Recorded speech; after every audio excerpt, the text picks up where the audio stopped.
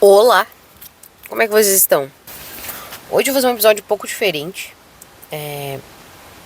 Eu queria fazer um episódio sobre uma música específica que, eu acho ela muito doida de real e boa, assim, sabe? E ela traz uma reflexão que sempre quando ela toca eu fico... Mano, muito verdade. Mas enfim, eu vou falar sobre porque vai ficar muito mais fácil do que eu ficar tentando explicar a voz da minha cabeça. O que eu fiz? Peguei meu caderninho aqui e escrevi a tradução. O nome é House on the Hill. É assim que é. House on the Hill. Do Eric Nam. É uma música... Ai, eu adoro ela, sou suspeita, eu não vou. Mas eu gosto muito dessa música. É uma das minhas preferidas do Eric Nam. Eu não quero fazer nenhuma introdução pra essa música, porque eu acho que ela por si só já fala muita coisa. Então já vamos direto, pode ser? Bora lá. A querida, ela começa assim. Arrumo uma casa na colina. Faço muito dinheiro e é quando eu estarei bem. Eu não anotei essa parte, mas depois ele fala: eu faço um hit, ele bomba, todo mundo gosta e todos os meus problemas vão desaparecer. Quando eu anotei essa frase, essa parte, algumas coisas me vieram na cabeça. Nós temos as metas da sociedade, né? A gente tem as metas da sociedade, tem as expectativas da sociedade. É como se fosse uma fórmula secreta pra você fazer as coisas e... se você se formar, ter um bom emprego, se casar, ter filho, você vai ter a felicidade do mundo, sabe? É uma fórmula secreta. E quando você cumpre ela, a promessa é de que você vai ser feliz, que todos os seus problemas vão desaparecer e que tá tudo bem. Então, gera essa expectativa, e com essa expectativa de que tem a fórmula da sociedade e que tem a expectativa da sociedade em você, então quando todos os outros me aprovarem, todos os meus problemas vão desaparecer. Vai estar tudo bem, todos vão me amar, todo mundo vai dar... Minha vida tá feliz, todos me amam, eu não tenho problema nenhum. Essa é a primeira estrofe da música e eu nunca tinha parado pra pensar nela especificamente. O que eu quero falar mais aqui é o refrão, mas eu não pude deixar de não ver. E tem, antes do refrão, né, tem uma parte que eu acho forte e ele também, ele não repete, ele faz de outra forma essa frase. Eu tentando explicar, tá sendo incrível.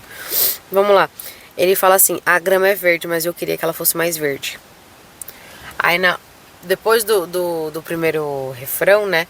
Ele fala: o céu é azul, mas eu queria que ele fosse mais azul. Eu tô falando branco na minha cabeça. O céu é azul, eu queria que ele fosse mais azul. E aí ele fala: eu não posso parar, né? Deixar de me perguntar que. E aí a gente começa o refrão. O refrão são uma sequência de perguntas que eu vou recitá-las agora. E se eu conseguir tudo o que eu quero? E se nada nunca me satisfazer? E se ser feliz não for o que eu pensava? E se mais nunca for o suficiente? E se eu tiver tudo agora? E se eu estiver perdendo o sentido disso tudo? Isso aqui me põe pra pensar, tipo, num nível tão estratosférico, gente, porque é literalmente isso. A gente fica querendo mais e mais e mais e mais. E a gente nunca acha que tá suficiente. E muitas das vezes é até a sociedade falar que a gente quer aquilo e a gente acaba... no fundo, se a gente olhar, a gente acaba nem querendo de verdade. Isso daqui não é uma coisa que eu quero, porém todo mundo tem, sabe? E você não para, reflete, põe a mão na consciência. Qual que é o significado de ser feliz pra você? É conquistar tudo aquilo que a sociedade fala? Se é, tudo bem. Cada um é cada um. Mas e se não for? O que é? Como é que você vai atrás disso? E quando é o suficiente? Agora é o suficiente? Agora o que você tem é suficiente pra você ser feliz? Você é feliz agora?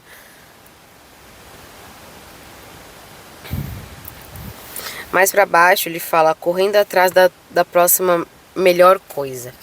Eu não peguei a outra parte depois do refrão, só essa daqui, que a gente sempre tá correndo atrás da melhor coisa.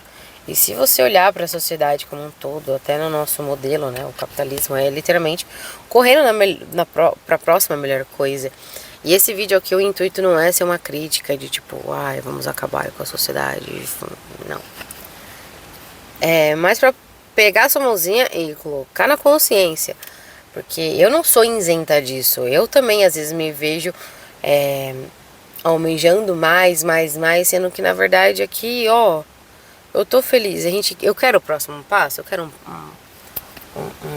alcançar mais um degrau? Quero, mas não é agora. Agora eu ainda não tô pronta para esse degrau. Eu tô galgando o meu caminho de pouquinho em pouquinho. Mas não precisa dessa vontade avassaladora. E quando eu falo vontade avassaladora, não é só da pessoa. É a vontade comum todo, de toda a sociedade. Ah, eu quero que o meu cidadão faça isso e isso. Então você também vai nessa vontade voraz, assim, e acaba nem se perguntando se é isso que você quer. Se for pra trazer pra uma realidade minha, gente, é lógico que eu quero publicar todas as histórias que eu escrevo, eu tenho em mente. Eu tenho história que às vezes não. Eu tenho história que estão prontas, semi-prontas, né? Faltam algumas lapidações. E minha vontade é de largar tudo e focar nelas, com toda certeza. Porém, esse não é o meu momento agora. O meu momento agora está exigindo outras coisas para que eu possa alcançar o que eu quero no futuro. Então, eu não obedeço às regras da sociedade, que seria largar tudo e escrever, porque você vai e entra no Instagram, você vê um monte de autores publicando, indo pra Bienal, bibibi, bobó, todo esse fervor que você quer viver também, e às vezes você acaba vendo que a grama do outro é mais verde e a sua não é tão verde assim, aí você acaba imaginando que a grama do outro é muito mais verde que a sua, e você queria que a sua grama fosse mais verde. Só que ainda você não chegou lá, entendeu?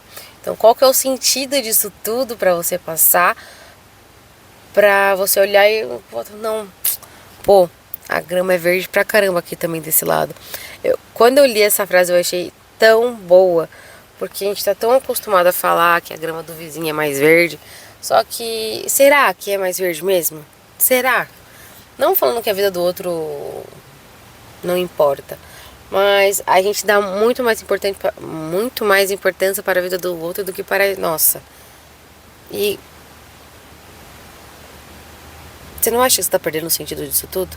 Essa música do Eric Nunn, ele me coloca pra pensar todas as vezes, e é sempre o insight, por isso que eu quis trazer ela aqui. Porque quando vai ser o suficiente? É igual também, nunca tenho tempo perfeito, porque não importa quantas palavras eu escreva ou de quantas formas diferentes eu escreva um parágrafo, quando vai ser o suficiente para eu publicar? Um exemplo, né? Quando vai ser o suficiente? Quando? Nunca vai ser mais e mais e mais e mais, porque a gente nunca vai estar preparado 100% para isso. Porque uma coisa é você entender que, ai, não estou no momento agora, por exemplo, faculdade, tem que ler um monte de coisa, tem que escrever um monte de coisa, então não dá tempo de escrever, então não é o momento. Mas quando eu terminar tudo, coloquei o ponto final, realmente a revisão tem que continuar com o processo de publicação. Quando vai ser o suficiente? Essa parte de eu deixar a história ir, quando vai ser o suficiente? Ou eu vou ficar me enrolando e falando, ai não, gente, vai faculdade, demora muito. Você entende que existe uma dualidade aí de tipo, você entender que não é seu momento agora, a grama continua verde, apesar de às vezes não parecer. E quando você se pega procrastinando por causa de medo de não achar que é suficiente, de quando vai ser o suficiente. Toda a história começa com uma página em branco. E a próxima pode começar com você percebendo que a sua grama é verde, sim. O seu céu é azul sim. Pelo amor de Jesus Cristo, me deixem saber se fez sentido. Por favor, coloca aqui nos comentários. Por quê? Porque eu coloquei tópicos aqui no meu caderno sobre o que eu queria falar. E tem coisa que veio na hora mesmo, que, tipo, completamente semi-roteiro. Antes eu fazia um roteirinho. E aí eu queria saber se o outro jeito é melhor, faz mais sentido, tem uma sequência, mas enfim. Me fala o que vocês acharam. A grama tá verde do lado daí. Vamos conversar sobre. Obrigada.